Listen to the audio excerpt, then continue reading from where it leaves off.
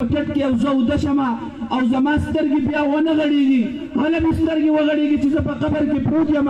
زما د رب باره کې مانه تپوس کېږي زما دین باره کې مانه تپوس کېږي زما د پیغمبر باره کې مانه تپوس کېږي او زه بیا به سل پاس ورکوم یو خبره یاد ساتئ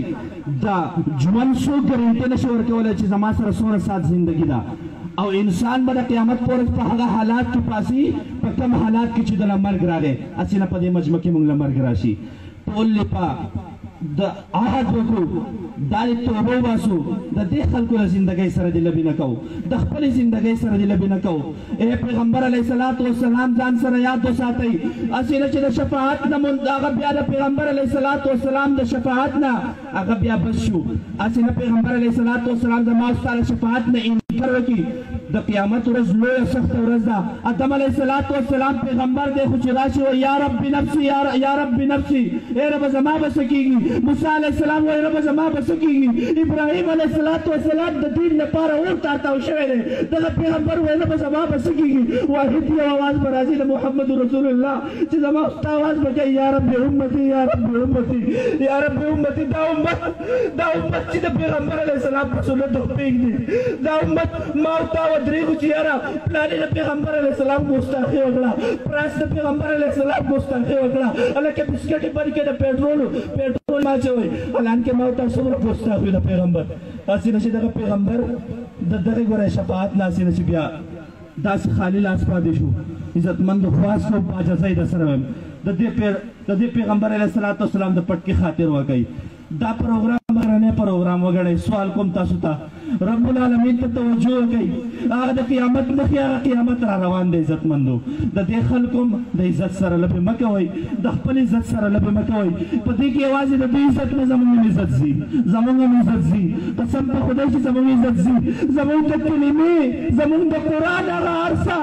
هغه شریعت پکې بېمانېږي قسم په خدای که کافر هم داسې کوي عزتمندو مه کوئ داسې سوال کوم عاجزانه درخواست کوم یم کمزوری یم ملګرو ته مې مخکې مې وویل که زه قسم وخورم قسم دا ټوله مجمع ناسته ده د دې ټولو مخکې قسم وخورم چې زه د دې ټولو نه زیات ګناهګار یم زه به په قسم کې حانس نشم زه دومره ګناهګار یم ستاسو ایمانونه ښه اعلی ایمانونه دي زموږ نوجوانان طبقه چې کله موږ اعلان کړی الحمدلله غیرت یې کړی دی زموږ سره به په دې خبره کې مضبوط ولاړ دی چې دا زموږ اخرنی پروګرام دی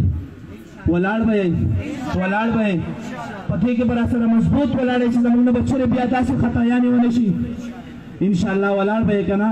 پروګرام انتهایی په لنډ دغه سره راغونډ کوي دې محلې والا ته دوی ته هم تکلیف نه ورکوئ څوک په مریضانې څوک په ماشومانې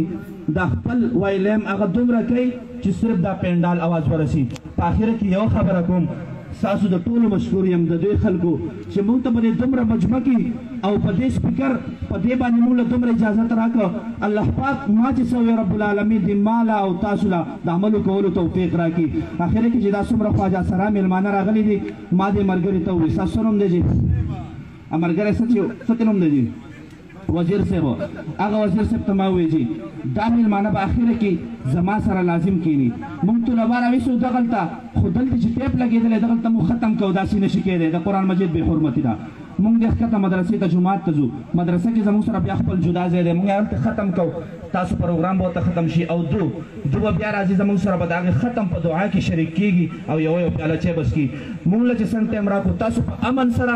انشاءالله تاسو ته به په امن سره دغه کېږي زموږ سره به صرف یو پیاله چای وڅښئ په دعا کې به زموږ سره شریک شئ او محترمو دا خبره واورئ د دې خلکو د عزت سره لبه مه کوئ هسې نه زما او ستا په خاندان کې سبا پاتې شي د دې خلکو فریاد که ما ورته لږ ورته واورېدو قسم دی رزین نګی د سړي نفرت پیدا شي ځان ورته بادشاه ښکاره چې زه خو بادشاه یم بادشاه د دې خلکو د زندګۍ سره لبې نه کول د دوی سره تعاون کول خو د تعاون جدا جدا طریقې دي دا طریقې نه دي چې پیسې ونولم د دې باقاعده تپوس کېږي نو انشاءالله ټول په دې خبرو متفق یو الله پاک دې زموږ ایمانونه